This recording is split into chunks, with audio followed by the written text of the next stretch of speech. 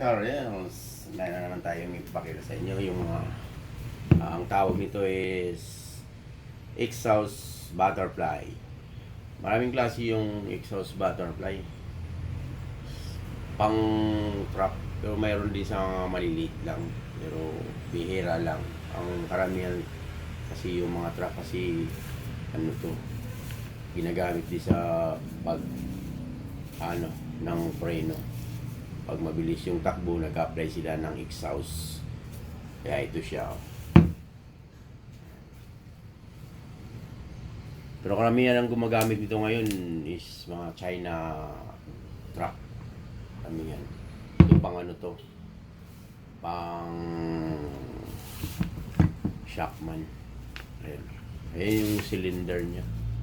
May tulagay ng supply ng hangin. Para magkaroon ng gagana siya. May switch din. Ito yung ng hangin. Ito yung pang Powo. Sino truck? Si truck Wuhan. Ganito ang style ng niya, exhaust butterfly. Ayan. Ayan din yan. Ito naman yung cylinder niya. Halos parehas lang naman yan. Iba-iba lang yung forma ng nila, cylinder niya. Karamihan talaga nito gumagamit China.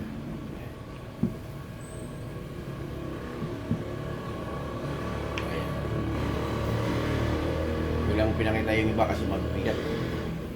Hirap buhatin. Ayan. So yung mga naghahanap ng mga exhaust butterfly, i-search nyo lang kami sa RMGK Auto Parts Trading.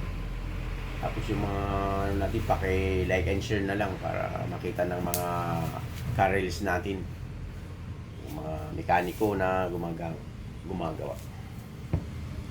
Good morning. O sa susunod ulit.